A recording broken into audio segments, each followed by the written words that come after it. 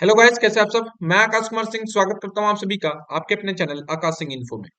आज हम बात करने वाले हैं जिस वैकेंसी के बारे में जिसका नोटिफिकेशन जारी कर दिया गया है।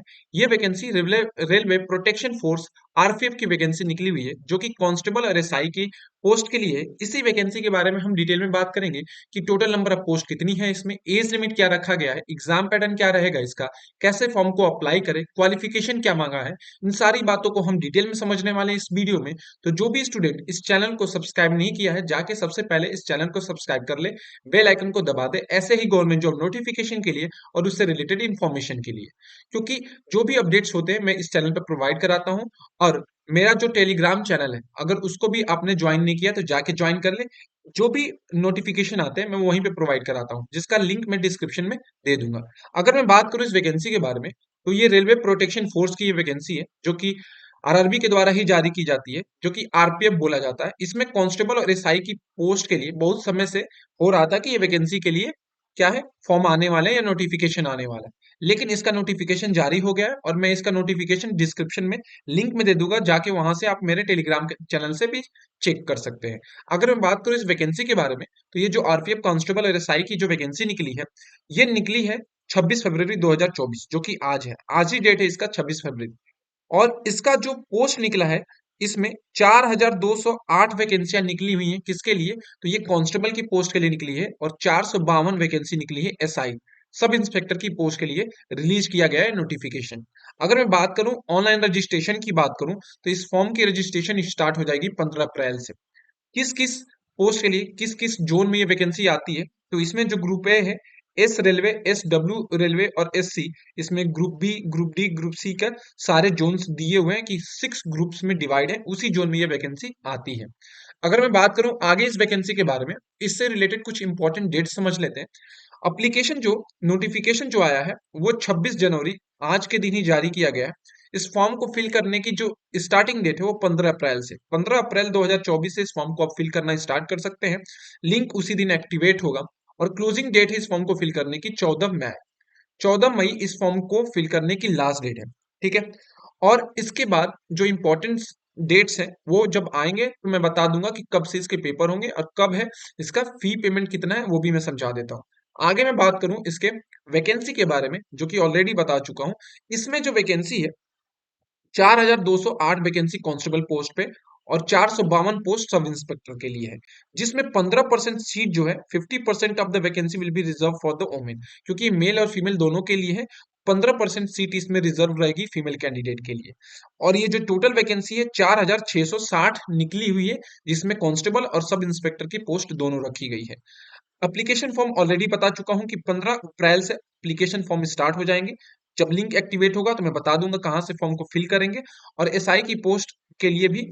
और लास्ट डेट इस फॉर्म को फिल करने की 14 मई। कहां से फॉर्म को फिल करेंगे? तो www.rpf.indianrailway.government.in से भी इस फॉर्म को जाके फिल कर सकते हैं इस वैकेंसी को। जब लिंक एक्टिवेट कब से होगा? तो 15 अप्रैल से होगा। आगे मैं समझा दूं इस वैकेंसी की फीस के बारे में।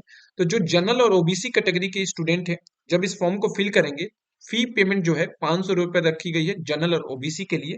जबकि एससी एसटी फीमेल और एक्स सर्विसमैन के लिए 250 रुपए फॉर्म की फीस रखी गई है। तो ये रहा इस फॉर्म की फीस जो पे करना पड़ेगा फॉर्म को फिलअप करने के टाइम। आगे मैं बात करूं इस वैकेंसी के बारे में, तो वो है इसका अप्लाई। कैसे इस फॉर्म को अप्लाई करें? सबसे पहले आप इसके ऑफिशियल वेबसाइट पे जाना पड़ेगा, जो कि www.rpfindianrailway.in है। मैं यहाँ पे लिख देता हूँ www.rpf.indianrailway.government.in। यहाँ से जाके इस फॉर्म को आप अप्लाई कर पाएंगे। उससे पहले सबसे पहले आपको रजिस्ट्रेशन करना पड़ेगा। एक रजिस्ट्रेशन आईडी, रजिस्टर करेंगे तो एक आईडी और पासवर्ड क्रिएट होगा। उसके बाद जो भी डॉक्यूमेंट्स होंगे उसको अपलोड करेंगे, जो भी चीजें मांगी जाएगी उसको अपलोड करेंगे। देन अप्लीकेशन फी पे करना पड़ेगा, जो कि 500 रुपए रखा गया ओबीसी और जनरल के लिए, और 250 रखा गया एससी एसटी और एक सर्विसमैन के लिए। फिर फॉर्म को सबमिट कर देंगे। इसके बाद आता है, अगर मैं बात करूं इसके क्वालिफिकेशन के बारे में, तो जो कांस्टेबल होता है उसके लिए आप किसी भी बोर्ड या स्ट्रीम से 10th पास आउट होने चाहिए। अगर आप 10th पास आउट हैं किसी भी बोर्ड से, तो इस वैकेंसी के लिए एलिजिबल है। अगर मैं बात करूं इसके सब इंस्पेक्टर पोस्ट के लिए, इसके लिए बैचलर डिग्री मांगी जाती है। मतलब किसी भी स्ट्रीम से या किसी भी इंस्टीट्यूट से आप क्या होने चाहिए, तो ग्रेजुएट होने चाहिए। अगर आप किसी भी बोर्ड या स्ट्रीम से ग्रेजुएट हैं तो इस वैकेंसी को अप्लाई कर सकते हैं। अगर मैं बात करूं इसके एज लिमिट के बारे में, तो 1/7/2024 से आपकी जो एज काउंट होगी, 1/7/2024 से आपकी एज 18 से 28 साल के बीच में होनी चाहिए कांस्टेबल पोस्ट के लिए।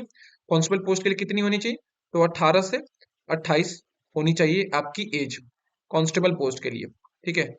जबकि मैं अगर बात करूं इसमें एसआई की वैकेंसी के लिए, तो एसआई की जो पोस्ट है उसके लिए जो एज लिमिट रहेगी वो 20 से 28 साल रहेगी, 20 से 28 साल। और एज इस दोनों के लिए काउंट होगी 1/7/2024 से। ठीक है।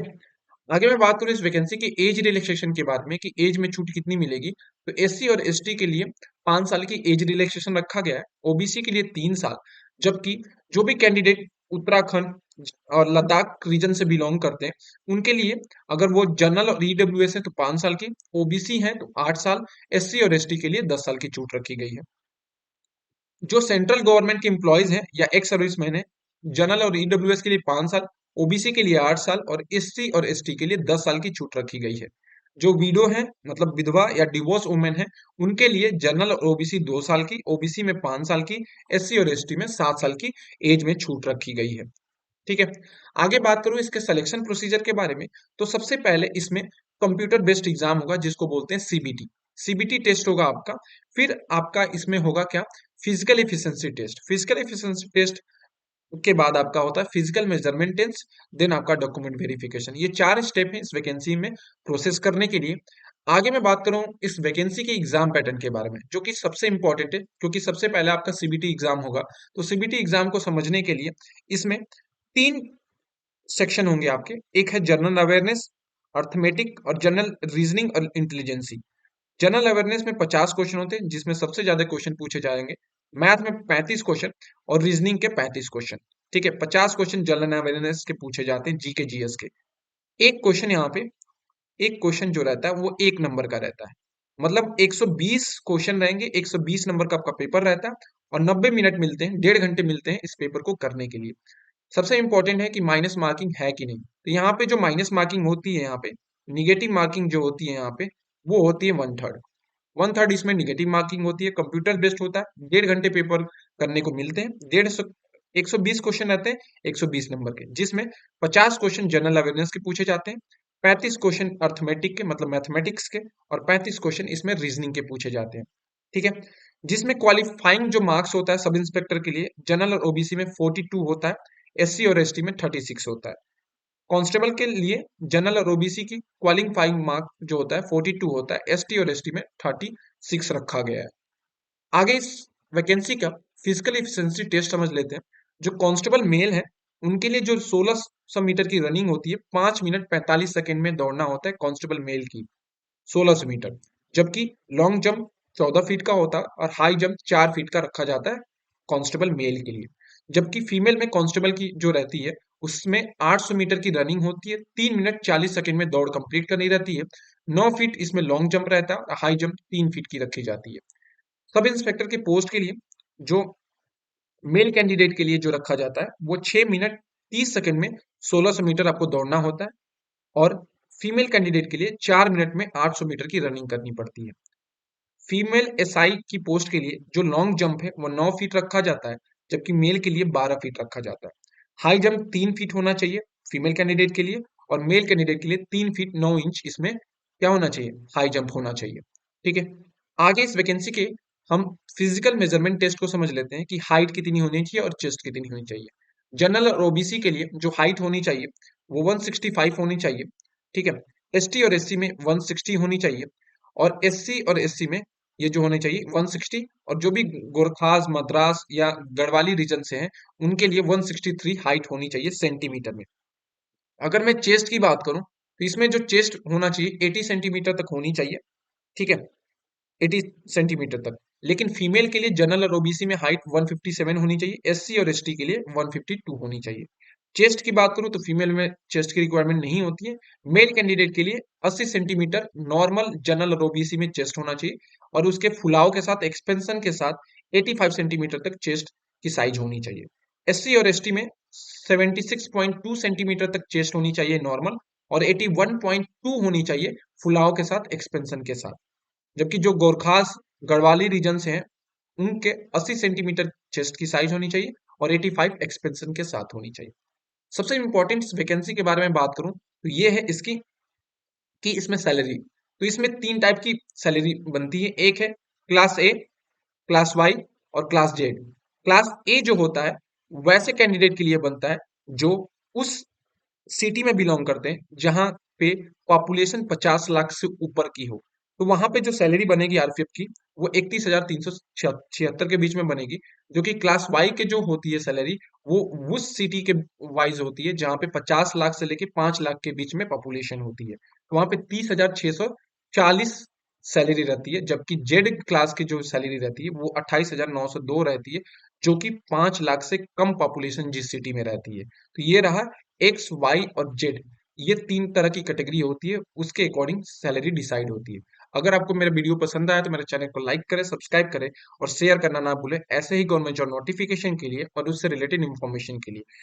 वीडियो का लिंक मैं डिस्क्रिप्शन में दे दूंगा और टेलीग्राम पे इसका पीडीएफ प्रोवाइड करा दूंगा। ठीक है, थैंक यू।